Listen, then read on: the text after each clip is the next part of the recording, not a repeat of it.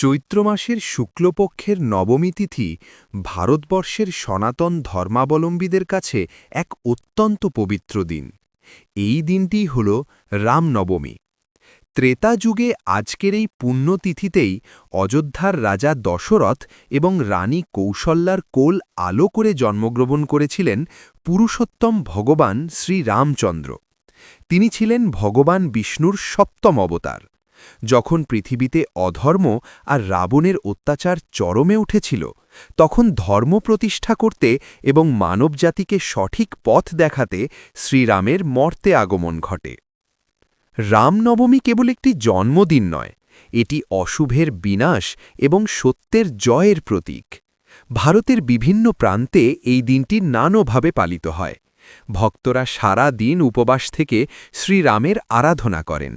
ঘরে ঘরে এবং মন্দিরে তুলসীদাসের রচিত রামচরিতমানস পাঠ করা হয়। বাংলার রাস্তা থেকে শুরু করে উত্তর ভারতের গলি সবখানেই জয় শ্রীরাম ধ্বনিতে মুখরিত হয়ে বর্ণাঢ্য শোভাযাত্রা বের করা হয়। বিশেষ করে অযোধ্যায় এই দিনে লক্ষ লক্ষ ভক্ত সরজ নদীতে পুণ্য স্নান করেন এবং রামলালার দর্শন পান। শ্রীরামচন্দ্রকে আমরা মর্যাদা পুরুষোত্তম বলি। কেন জানেন? কারণ তিনি আমাদের শিখিয়েছেন পিতৃভক্তি, কর্তব্যপরায়ণতা এবং ধৈর্য ও বীরত্ব। পিতার দেওয়া কথা রাখতে তিনি অনায়াসে রাজসিংহাসন ত্যাগ করে 14 বছরের বনবাসে গিয়েছিলেন। একজন রাজা হিসাবে জনগণের প্রতি তার দায়িত্ব ছিল অতুলনীয়। কঠিনতম সময়েও তিনি তার নীতি ও আদর্শ থেকে বিচ্যুত হননি। আজকের এই অস্থির সময়ে রামের আদর্শ আমাদের জীবনের সঠিক দিশা দেখাতে পারে।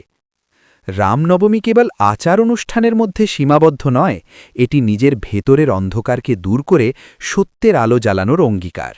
আসুন এই পবিত্র দিনে আমরা শপথ নেই মানুষের সেবা করার এবং সত্যের পথে চলার। আপনাদের সবাইকে জানাই রামনবমীর আন্তরিক শুভেচ্ছা ও অভিনন্দন। জয় শ্রীরাম।